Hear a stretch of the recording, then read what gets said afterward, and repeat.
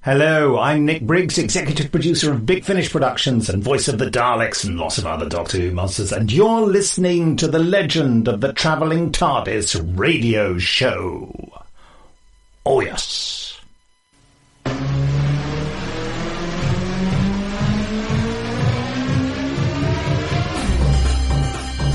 My name is Christian Basel. Years ago, I had an idea. I got myself a TARDIS. Took it to new places, met a lot of new people, took some great pictures, and talked Doctor Who. From Krypton Radio and the creators of the Hangin web show, this is the legend of the Traveling Tardis. Join me on my latest adventures and become part of the legend.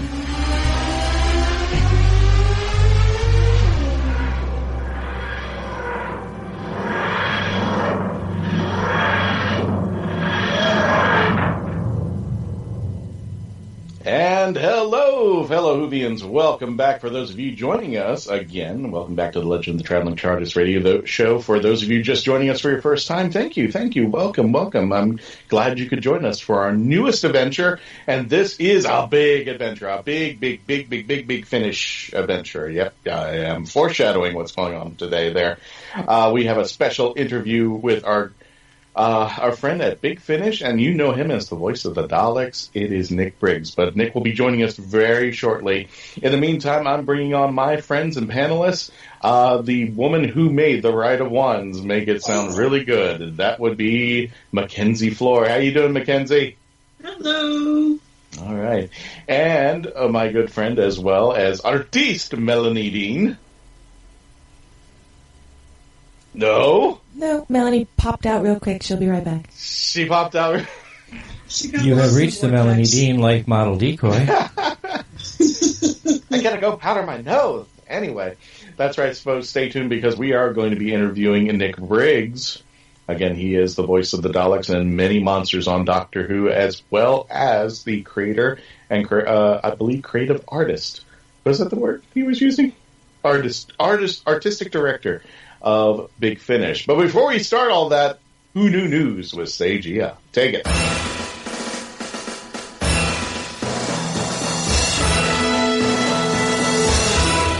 It never gets old.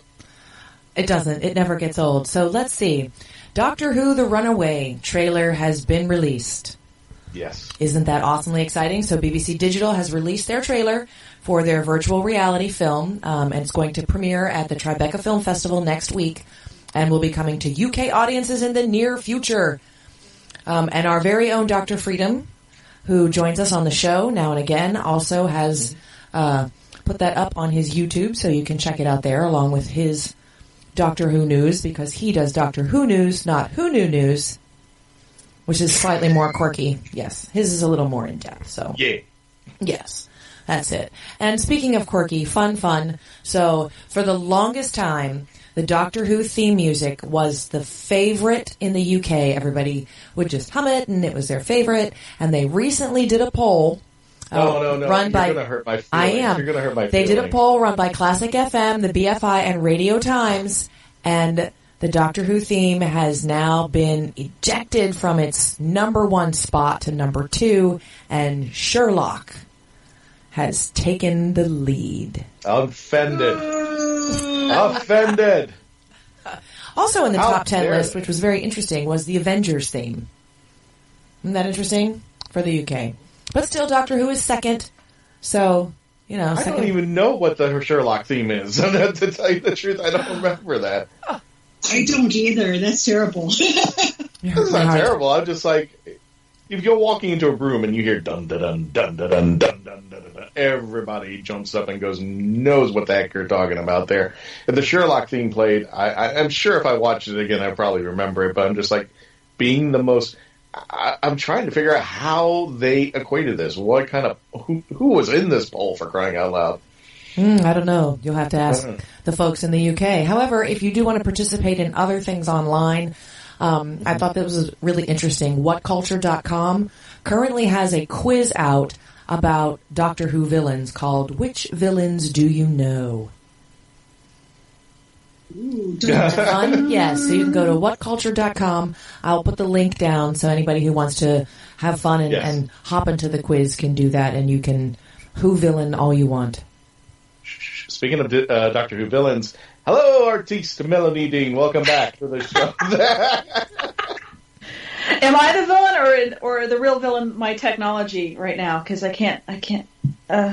We have not decided yet, but it was just you just walked into it. That's true. Perfect timing. Hello, everyone. There she is. Well, you missed half the news, so bleh. What did you get for being late? Let's see. Well, my last piece of news is so BBC Studios has announced the next release in their Doctor Who The Collection, and that will be the 10th anniversary series of the adventures starring Jon Pertwee as the Doctor, and it's a 6-disc Blu-ray collection. And it's also going to include Death of the Doctor, which is the one that featured Katie Manning reprising her role as Jo in the Sarah Jane Adventures. Yeah. I saw a YouTube video for the Series 10 on YouTube. If you haven't even seen the promo for Series 10 with Katie Manning, you got to go check it out. It is on right now on The Legend of the Traveling Tardis, and I think she has her husband Clive.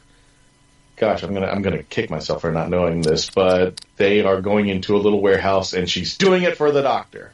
So Series 10, it looks like, is coming out or is out for purchase. Season 10. You know, it always gets me backwards. I think Series is the reboot, but Season was the old school, right? I think that's how they separated them. I believe so. But now I'm beginning to try to go back to my own little memory brainwaves here and go, I might have gotten it confused too. So, Lord knows, I think one of our listeners or a few will set us straight on Facebook. Oh. Well, folks, we are getting ready for a big interview with Big Finish's Nick Briggs, and I can't wait. So please stay tuned with us. This is going to be very exciting.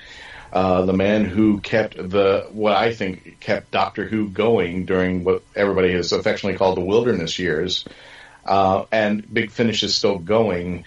And what's so nice about it is, and I think we'll discuss it more, the audios lined up have outweighed the TV series as far as content is concerned. There is more hours of audio, Big Finish-wise. So for people who are going like, oh, I don't know what to do in between seasons, you have a treasure trove of audio to listen to, and it's exciting. Every Doctor, almost every companion, everything under the sun.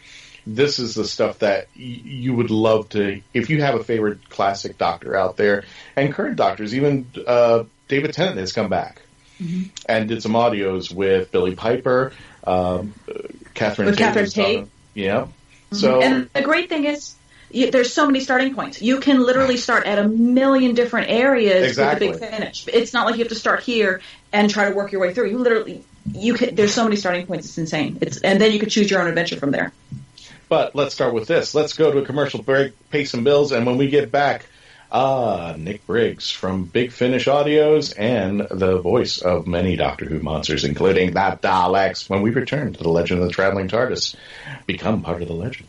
Who's who? What's hot and what's not? 2019 saw some amazing new creative talents, and now you can peek behind the scenes at the hottest indie creative artists in this year's edition of 25 Hottest Indie Authors, Artist Advocates 2019 magazine. Published by the renowned And I Thought Ladies, this is a one-of-a-kind look into the brightest rising stars in the creative universe. Get yours today at magcloud.com and at andwethought.com. This is Cosplay Michael with the Hangin Show. I want to tell you about my friends at Embellis Effects in Orlando, Florida. They've got makeup, costumes, and props for all of your costume needs. And the team at Embellis Effects is helpful and friendly. Embellis Effects is one of my favorite places, and I know it will be yours too. I'll see you there. Or go to embelliseffects.com. And remember, cosplay is for everyone. You have more options than ever before when choosing a film, a television or internet series, a book to curl up with, or even a radio show or podcast. Get to know the people who are creating for you.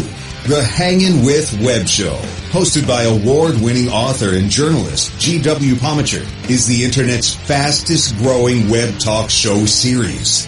The Hangin' With Web Show features professional, yet casual, in-depth interviews with creative arts and entertainment pros. Meet the people behind a digital revolution in creating more quality content than ever before in the history of media. Find the Hangin' With Web Show on YouTube, Facebook, or Twitter, or simply go to www.hanginwithshow.com. That's www.hanginwithshow.com.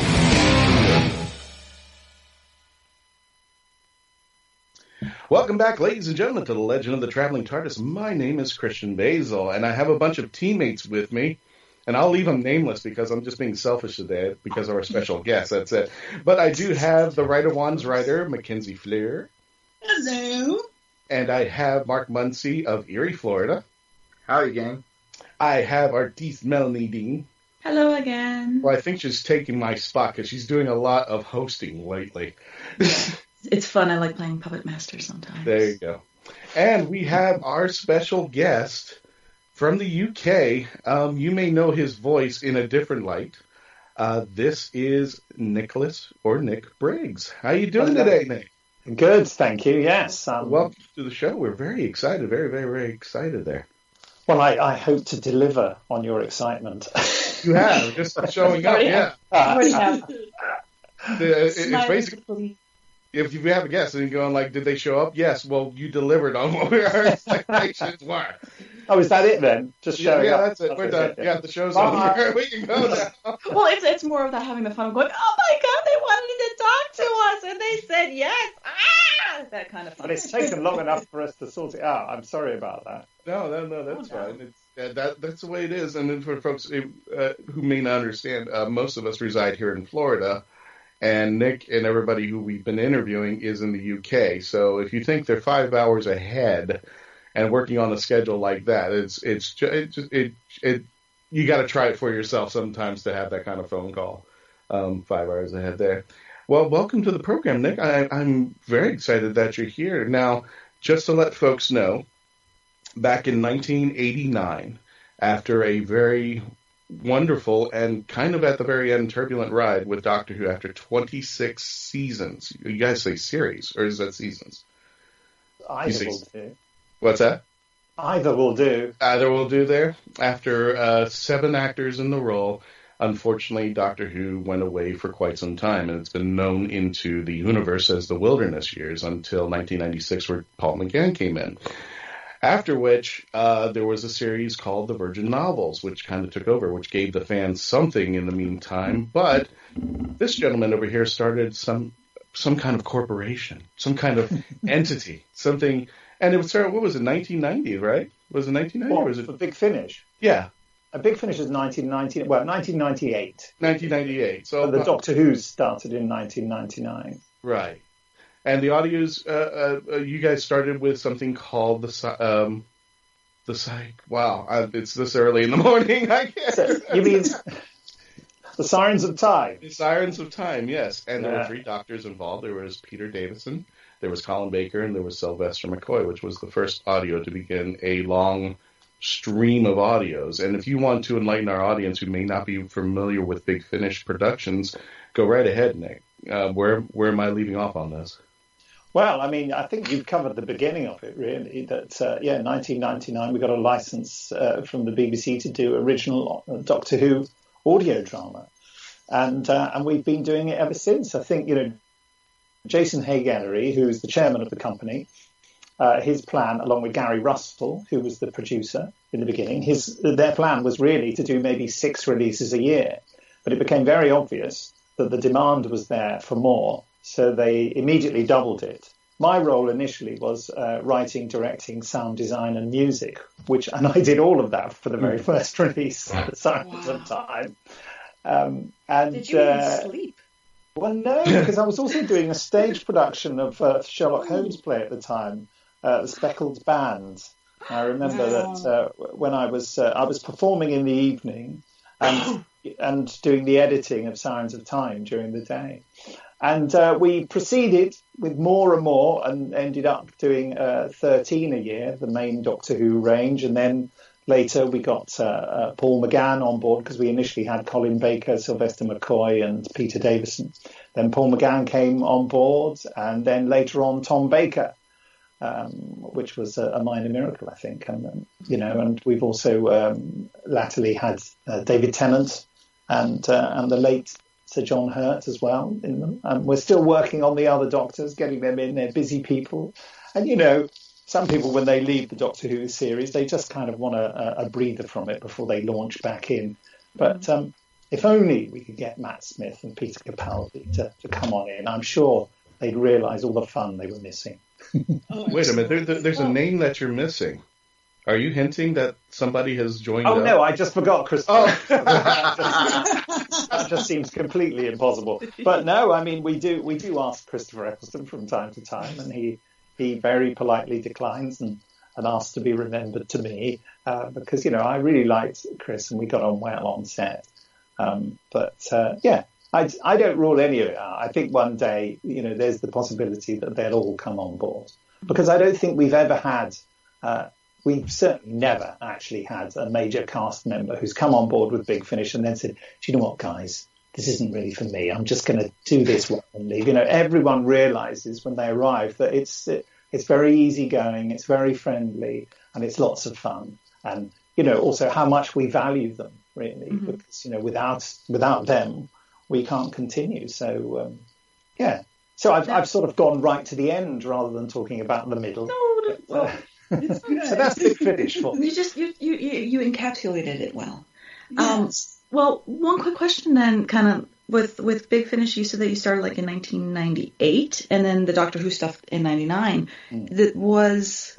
Was Big Finish able to get all that licensing ready and going within a year, or did the company kind of start with the hope of we're going to hopefully get the property on board, or was there originally a different direction? Well, the way it started was that certainly, Gary Russell and I had done Doctor Who Plays for Fun back in the 80s in a thing called Audio Visuals, where Gary and I had written and directed, and I was playing the Doctor and the Daleks and anything else I could play, basically.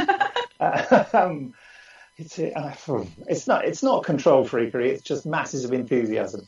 That's what I always tell people. And so we always said, wouldn't it be fun to do this like properly as a job? And then one day Gary came to me and said, look, my old friend Jason Hay-Ellery has got a company and he's willing to put money in, and we could do this properly, and we're going to go to the BBC. This was in 1996, just after the TV movie, the Paul McGann TV movie. And the BBC really felt that Doctor Who was going to take off again, and they were taking their licenses back in-house. Like, for example, they took the books license off Virgin Publishing and started publishing Doctor Who books themselves. So they thought this is going to be big. So the last thing they wanted to do at that point was get some small outside company to make Doctor Who audio drama. So they said, no, thanks. But when it became clear that Doctor Who wasn't going to take off again in a big way, we went back to them. When I say we, I mean actually Jason and Gary. I think they both went into meetings. Certainly Jason did. So I apologise if I'm not getting the history of this right. Then they were more inclined to do it because Doctor Who was too, not to put too unpleasant a phrase on it, a sort of dead thing really that no one was interested in. Mm-hmm. I know the BBC are very uneasy about us sort of relating history like that because Doctor Who is the opposite of that now. But there were times when Doctor Who, people just, didn't really care about it at all because it just wasn't proving to be a success. Now, all that changed in 2005 and we've never looked back really. But, so they did get the agreement. But in the meantime, when after the BBC had initially said no, we went out to sort of prove to them that we could do it. We got a license from Virgin Publishing for the character of Bernice Summerfield, who was the spin-off companion in the novels. Mm-hmm. And once Virgin lost their Doctor Who license, they carried on doing Bernice Summerfield novels. Bernice Summerfield, of course, created by the brilliant Paul Cornell, who we're greatly indebted to. So we were able to go back to the BBC and say, we wanted to do this. Well, look, here's some stuff we've done. It's not Doctor Who, but it's like Doctor Who, and this is how it could sound. It could sound this good and this professional. And I think all that plus the fact that we'd done a proper licensing agreement with a major company, I think helped the BBC to say yes to us, really. I mean, also there were some people who we knew and who would be working for Big Finish in later years who were working at BBC Worldwide as it was then.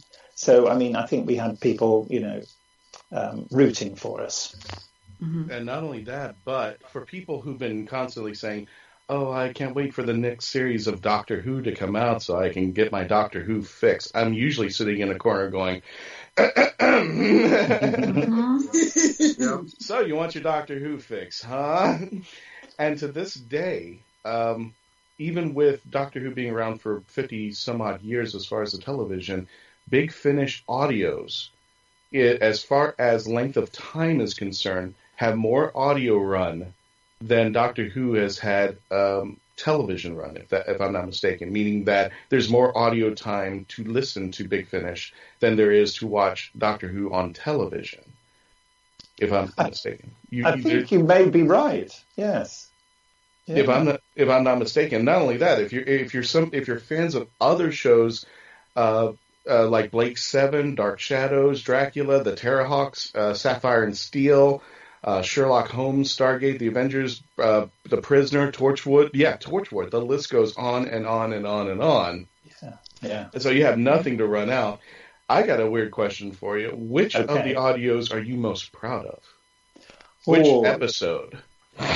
It's really difficult to answer that question. I mean, I have, in common with Colin Baker, I don't do that favourites thing. But I'll tell you, what am I thinking of at the moment? I think I know what you're thinking. I'm going to say right now because it's one of my favourites. Oh, yeah. The All-Consuming Fire.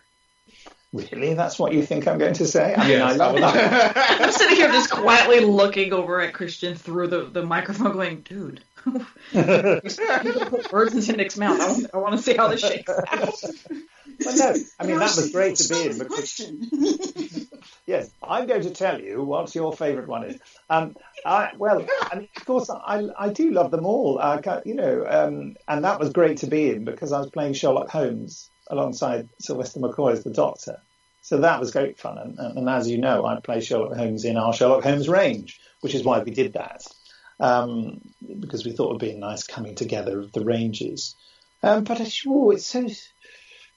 so difficult. Do you know, one of the ones I'm most proud of is the first one we recorded with Tom Baker that I wrote and directed, which the first one we recorded, not the first one we released, was called Energy of the Daleks, which is a nice little, and I wrote it and directed it, obviously.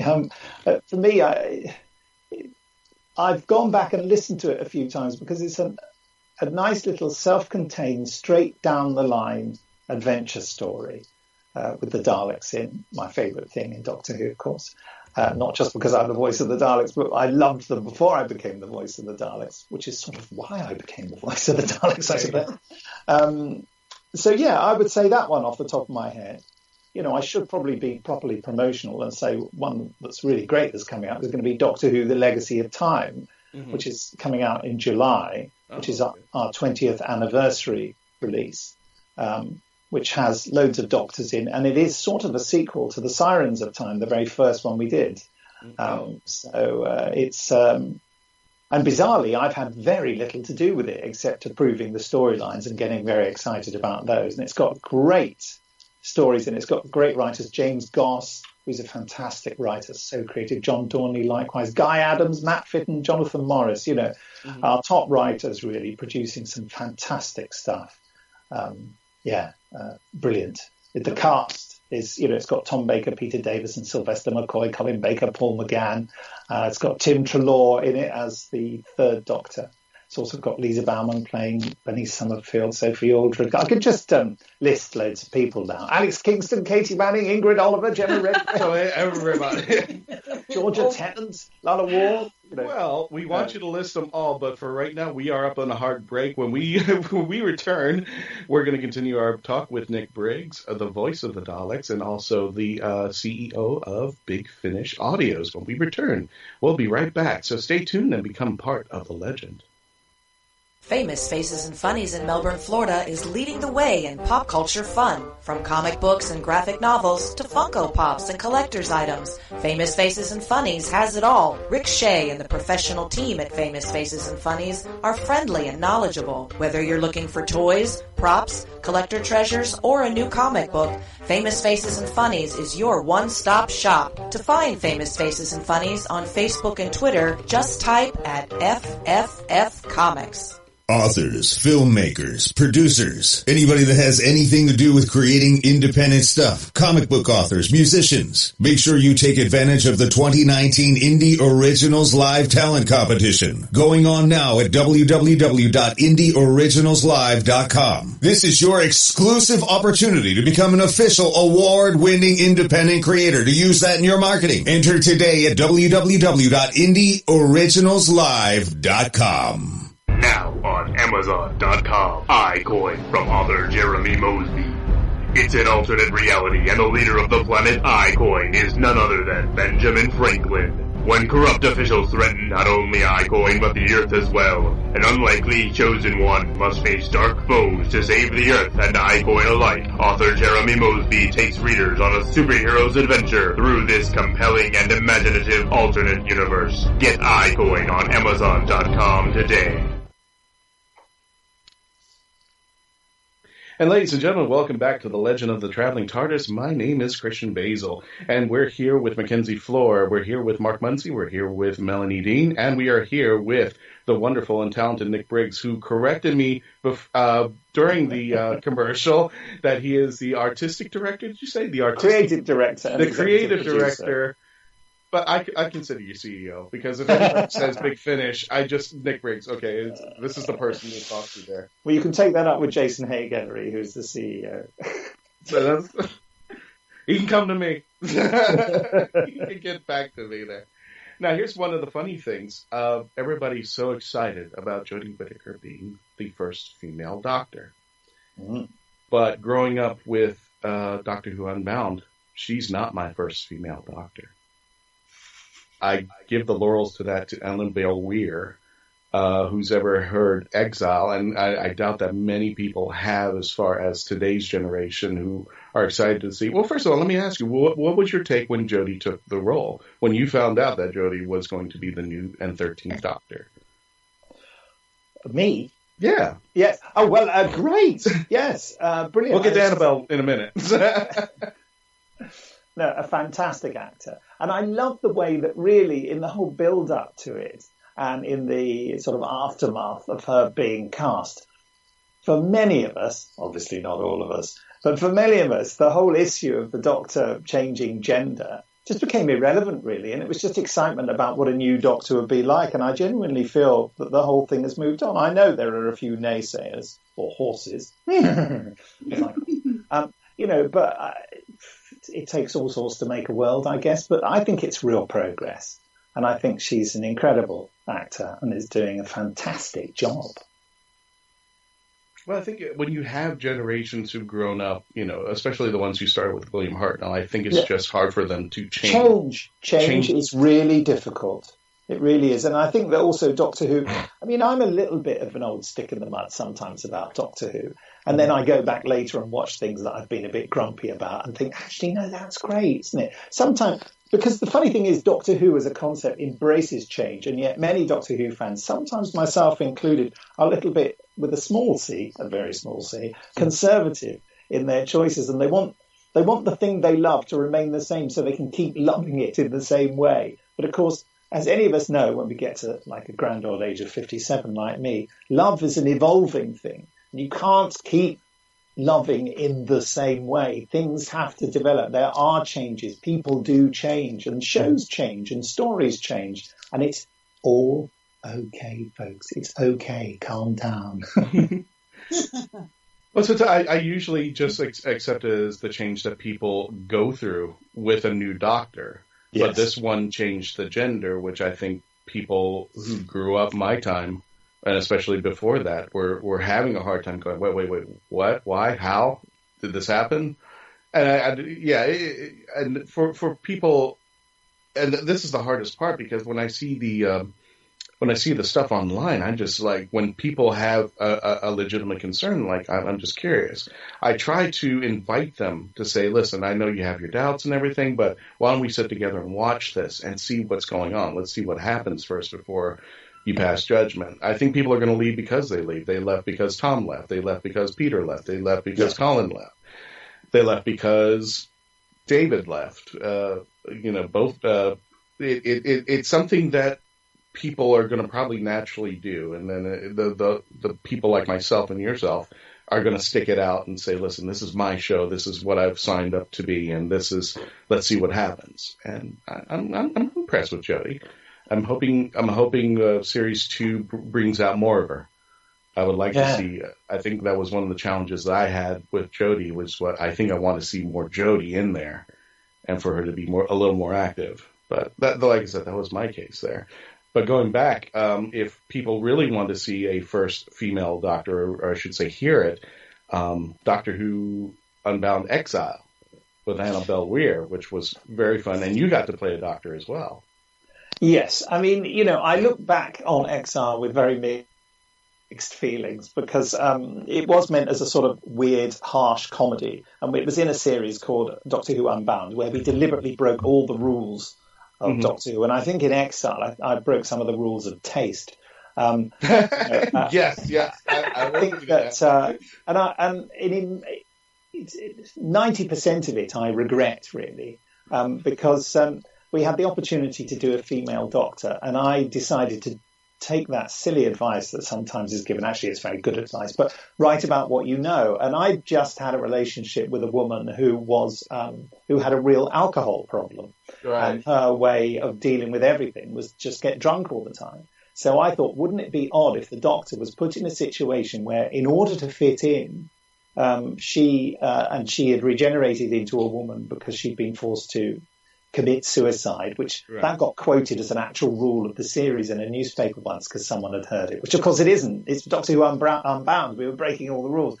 And the idea was to stay undetected so that the Time Lords couldn't find her. She sort of got herself involved in a very lowly job in a supermarket, and all the people did to make their lives better was go down the pub. So she was just, as someone who didn't drink a lot, she was spending all her time under the influence of alcohol. So there's a lot of belching and a lot of being sick.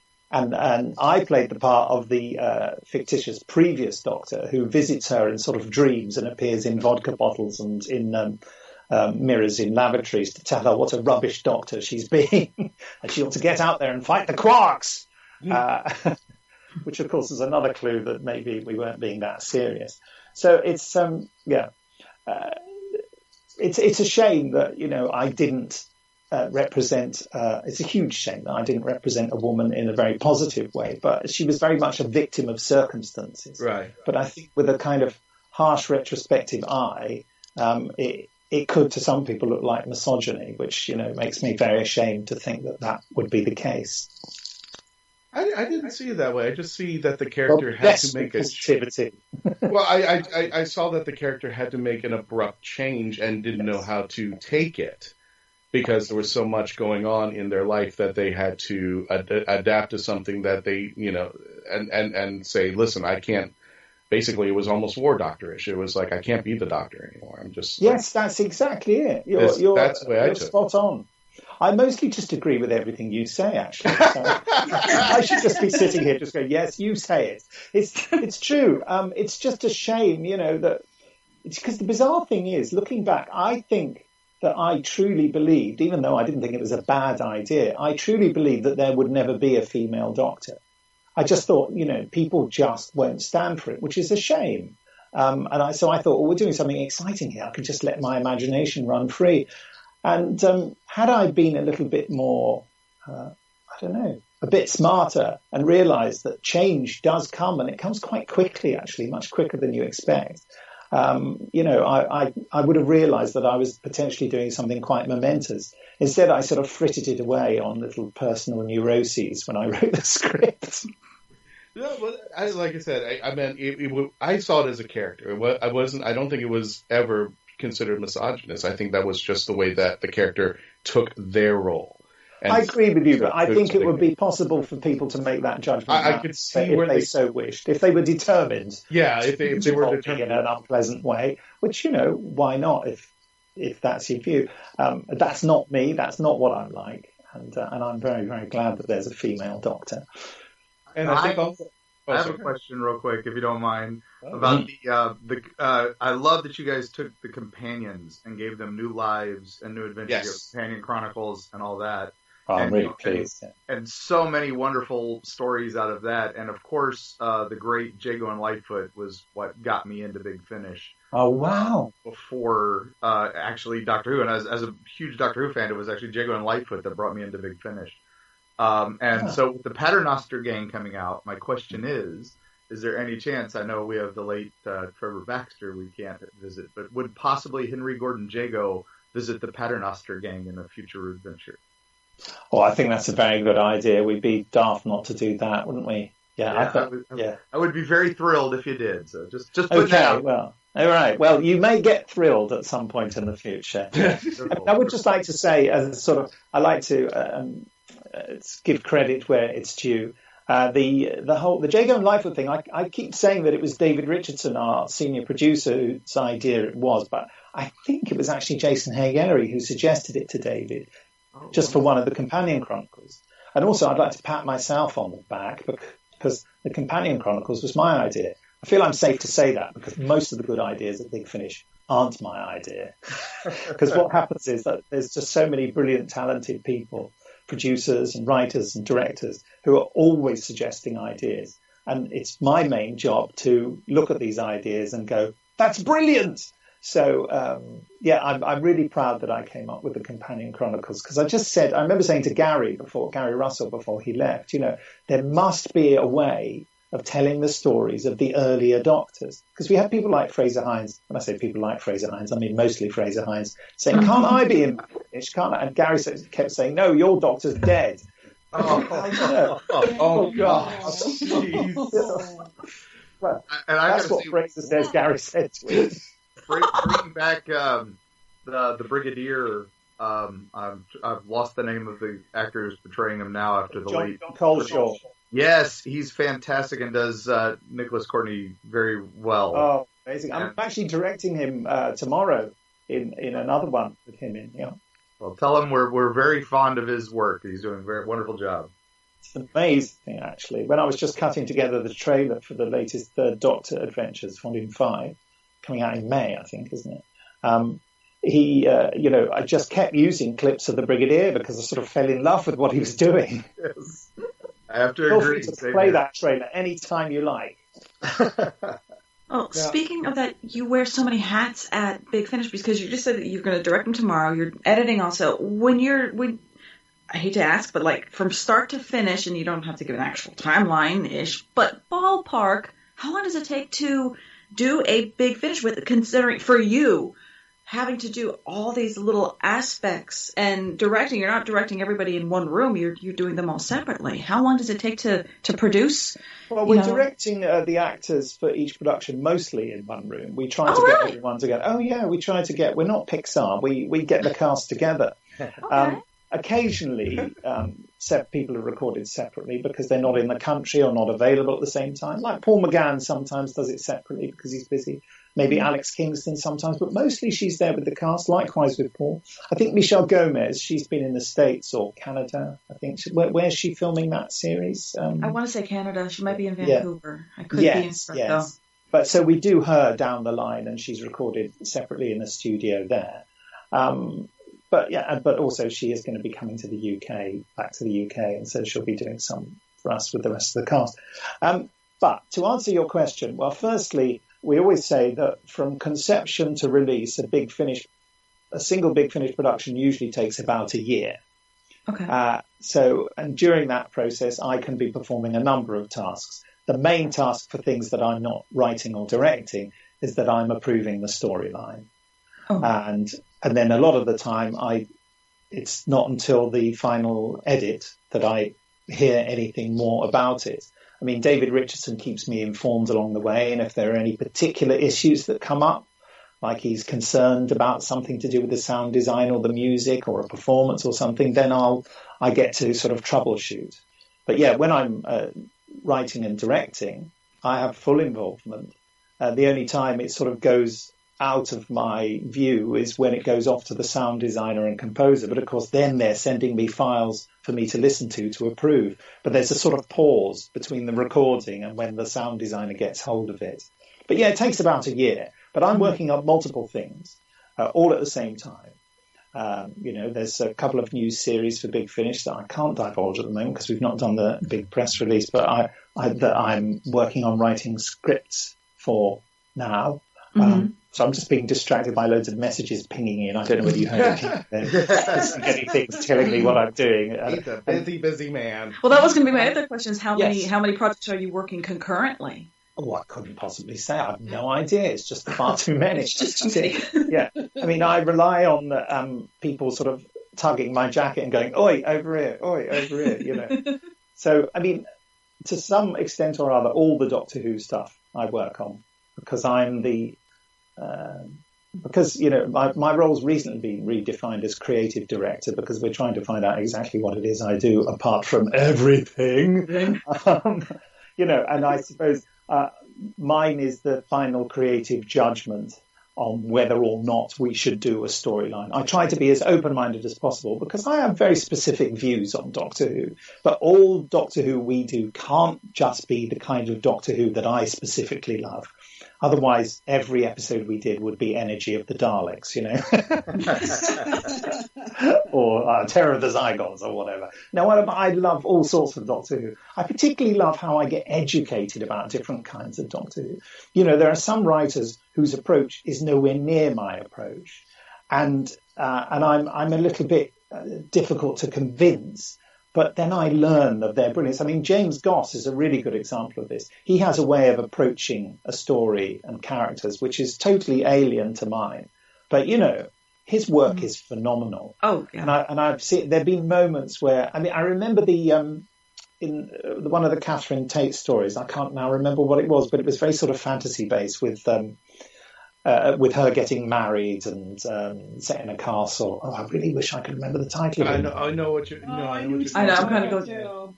I'm the one who should know, aren't I? But I can't remember off the top of my head. Anyway, I was a bit sort of, it's not my kind of thing, but James is brilliant, so it'll be okay. And I was a little bit flip about the whole thing, which I deeply regret. And there was a moment in studio when Catherine Tate was doing a speech, and it was so brilliant the way she did it. I started to cry. And there was a point, and James looked at me, and he sort of looked at me like, yeah, now you get it, don't you? And I thought, I do. You're a genius. You're a genius. And I love those moments. There's nothing so good as realizing when you're wrong, and it expands your mind. And I think a lot of my job at Big Finish is to learn how to be wrong, and not be the one who's right all the time. To be open to other people's ideas, which I always find difficult, but always rewarding when I am open to them. So it educates me. I feel that it's an improving process for me. It's a mark of a fantastic creative director that you're directing, you have your hand in all these different pots, but you're also allowing and making sure that you're using the people as the tools to bring in their own creativity so it keeps flourishing. I can only agree with what you say. In fact, I wish I'd written that down.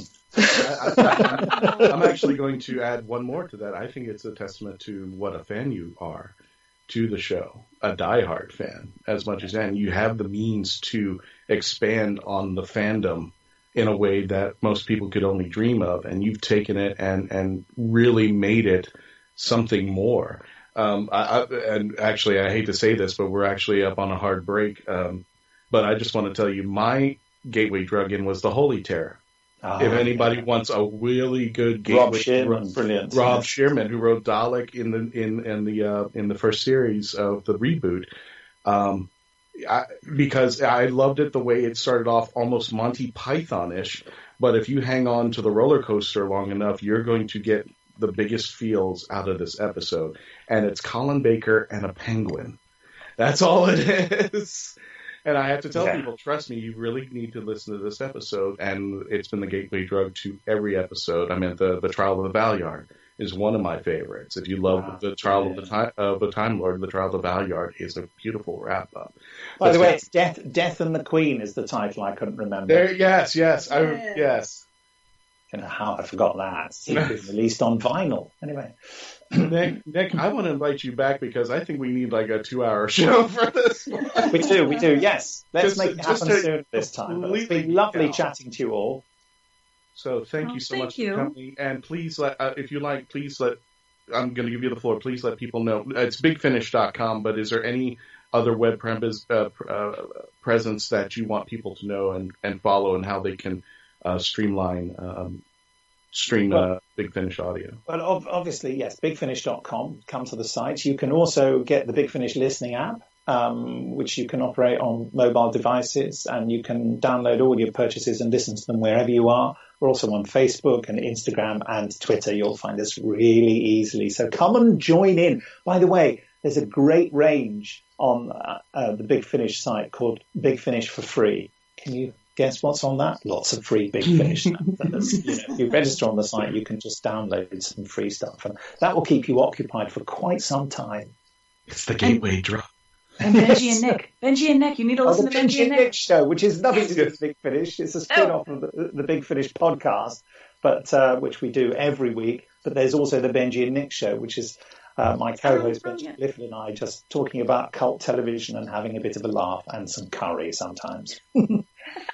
I'm going to say this in a wrap-up because I usually joke about this. When we started doing the radio show, it was David Tennant does his podcast, and you and Benji do the podcast. I said, listen, guys, you guys can have your Big Finish. You can have Doctor Who. Just leave me the radio show realm. Yes. I don't need the competition. There are more things to listen to. Listen to all of the things. You can always put on a podcast when you're doing dishes or at work, or there's a lot of content out there. So go find it. Listen. That could be our new slogan. Listen to all of the things. Listen to all of the things. Hashtag. Again, listen to all the things. Nick Briggs, thank you so much. And pleasure coming. When we return, folks, we're going to wrap up this show. And I'm still geeking out, so we might start talking through the commercial. So sorry about that. We'll be right back to the Legend of the Traveling TARDIS. Please continue to listen and become part of the legend. Joanne Fisher's The Spanish Doll. Secrets in Italy? Oh yes. Her beauty strikes him like a thunderbolt sent by the goddess Venus. When Fiore is given a peculiar gift, a Spanish doll, she is thrown into a whirlwind of entangled passion, money, secrets, and love. Get swept away today by Hangin with Web Show featured author Joanne Fisher's The Spanish Doll. Available now on Amazon.com. Now on Amazon.com. War Calls, Love Cries, a Civil War novel by Mark Berry. Isaac Wells is an innocent farm boy living in upstate New York. His dreams are shattered by a treacherous brother and the onset of a devastating civil war. War Calls and Love Cries is a fast-moving historical narrative. It is an emotional roller coaster ride and a riveting must-read book that you will think about and talk about for a long time to come. War Calls and Love Cries is the kind of book you will cherish for a lifetime. On Amazon.com today. The Rite of Wands by Mackenzie Flohr. One boy, one rite, and a world of deadly secrets that could change history forever. It's time for The Rite of Wands by Mackenzie Flohr. When a horrible fate reveals itself during the Rite of Wands ceremony, Mirta must find a way to change his destiny. Forbidden from revealing the future, he is granted a wand and magical powers in order to save himself and those he loves. But Mirta is not the only one with secrets. The Rite of Wands by Mackenzie Flohr, available on Amazon.com now. Not every phoenix is reborn from the ashes. When dark fairies turn their powers loose in Atlanta, a young water phoenix must overcome her own mistakes to save mankind from wishing itself to Armageddon. Begin Michael J. Allen's epic 5-book series with Ashes of Raging Water, available for a limited time exclusively as a part of the Cursed Lands 20-novel box set, coming May 7th on Amazon, Nook, or Apple Book. Pre-order now for $1 and get 12 free stories as the author's gift to you. Learn more at CursedLandsBoxSet.com. And ladies and gentlemen, welcome back to the Legend of the Traveling TARDIS. My name is Christian Basel. I'm here with Melanie Dean. I am here with Mackenzie Flohr. Ladies, what did you think? Did you enjoy that interview with Nick Briggs?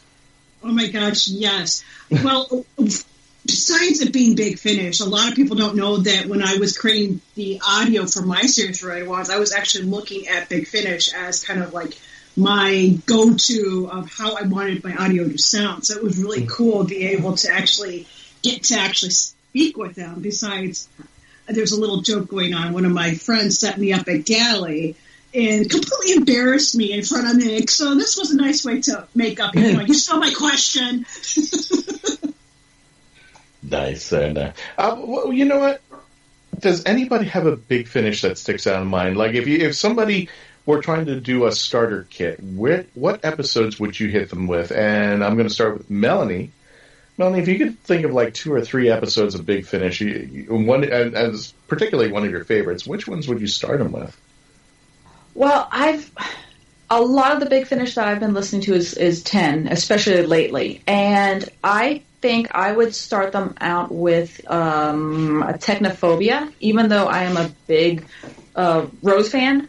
Mm-hmm. Technophobia with Catherine Tate, so you have Donna and 10. They really still have a lot of that, the chemistry that they had on screen. There's a lot of physical chemistry, as in comedy. It was a lot of physical kind of slapstick, that kind of deal. But in the audio alone, they're able to capture that, and they keep going. Their timing is impeccable. They have such an amazing the beats that they go with. It's amazing. So I would start them off with the Technophobia personally. Mm-hmm. But like I said before the break, or before the interview, I'm sorry. You could start at any point with these series. So you could start with an 8. And see what 8 is about. So you're not just looking at Doctor Who the movie. There's so much that 8. It's insane. It's where he lives.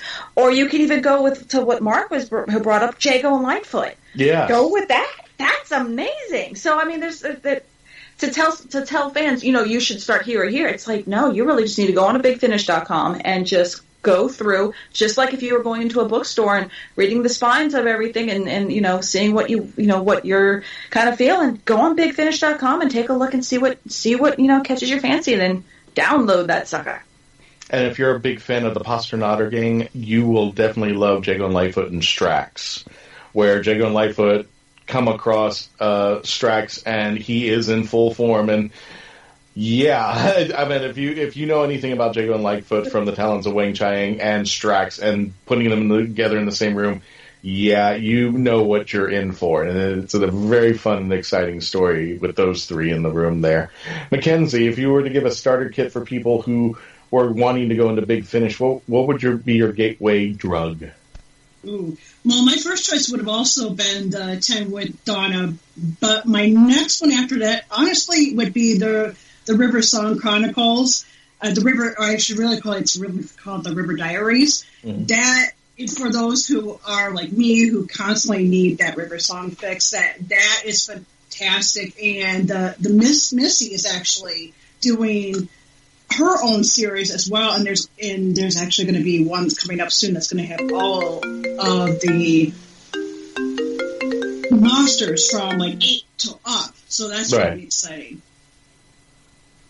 I still, to this day, and I think I mentioned, if I remember correctly, I've mentioned it a couple times, to friends of mine, I start with the Holy Terror.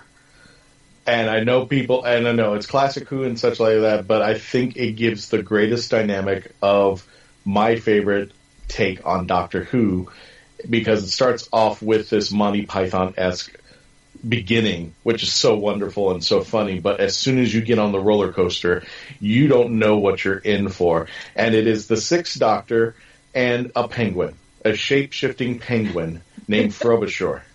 And people, I would, if I recommended this and I told people, what you're about to listen to, I think they would think I was insane. There's like, wait a minute, his companion is a penguin? Yeah, but he shapes. And you got to listen to it. Trust me on this. And if you've never heard of a Big Finish, that would be my first gateway drug into it. And that was written by Rob Sherman, who wrote Dalek. I would definitely, I think that would be my intro. But there's so many places that Big Finish has gone into. Jenny has made a comeback. She's got a series of her own. I haven't heard that one yet. And I actually, for Christmas, got the War Doctor with the late, great Sir John Hurt. Yeah. So I have not had a chance to listen to it yet, but there's more War Doctor. And the Diary of River Song, where she's meeting all the doctors, all the masters, including, which I never thought I'd live to see the day, but the Eric Roberts masters finally get it. And I do hear a rumor that the 8th Doctor and Eric Roberts are actually going to continue the series. I'm hoping that's true. I'm hoping the Eric Roberts, and I know he was not the more famous, but I think I liked him because he was not, he was kind of anti-master. He wasn't the master. He's not the Roger Delgado. He's not Burnt Crispy Master. He's not even the John Sims or the Missy. He is his own thing, because this is one of those times where he took on another form that wasn't his, as Anthony Ainley took. So, but folks, we're going to wrap it up here. We hope you enjoyed this episode. We hope you enjoyed Big Finish. You got to check it out at bigfinish.com. Sage, I wanted you to introduce us to one convention we're going to, but just want to bring up one convention that the Traveling Tardis is going to on April 26th through the 28th over in D.C. Check out the site for AwesomeCon 2019. The Traveling Tardis will be there with the Wibbly Wobbly Timey Wimey booth, and Heather Seaman Daly will be running that booth. Get your picture with the TARDIS if you haven't had a chance there and become part of the legend. And Sage, if you can talk a little bit about MegaCon, because we got it announced at the Traveling TARDIS team. Yes, I'm very excited about it. Ooh, I think I'm gonna pass the torch for a moment. Okay. Hey everybody, it's GW Pomacher from the Hangin with Web show, and I am very, very excited to be able to announce here on the Legend of the Traveling TARDIS radio show that the Legend of the Traveling TARDIS will be hosting the Legend of the Traveling TARDIS, an Inside Look at Doctor Who panel at MegaCon this coming May. We don't have a date or time yet, but the MegaCon will take place from May 16th through 19th. And you can look on the schedule for the Legend of the Traveling TARDIS, a Doctor Who adventure. So I know Christian will be working hard to put his panels together and be ready to be there and to be entertaining. And we're actually really excited to have them out there. And of course, you can stop by the Hangin' with Web Show's booth and check out and see our Legend of the Traveling TARDIS cast members as they come and go throughout the entire convention. So We're really, really excited about that. Christian, hey, what do you think, man? I'm excited. Back to MegaCon again. It's been a year. It's about time we do some panels. I don't even think we did panels last year, so I think this is nice that the radio show is making its first appearance at MegaCon as panel. So very, very excited and very wonderful. I want to thank everyone at MegaCon for the opportunity for this. We're definitely going to be we're going to geek out Doctor Who. This is going to be one great show that we're going to definitely want to hang out with us. But and of course join us here at the Hangin' with Web show booth if you want to continue to geek out with us, Doctor Who. But it's time to go. It's that time to say goodbye, and I hate doing that. But anyway, folks, thank you for joining us. Stay logged on, stay tuned, and always # become part of the legend. Some say I'm hometown backwoods. Some call me homeboy Hollywood. Yeah. Tougher than gravel, boots and a flannel. Damn, I feel good. California, hey, are you ready or not? Hit the ground, spread the mud, better clear me a spot. Tattooed red jeans ain't all that I got. Cowboy Hollywood said Jack on the rocks. Cowboy Hollywood, hometown race.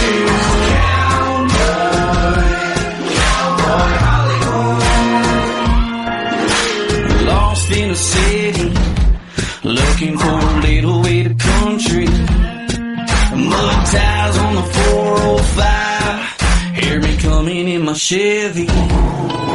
California, hey, are you ready or not? I got a lean 6-string, always ready to rock. Get ready to roll, Copenhagen on lock. Cowboy Hollywood, throwing Jack out the box.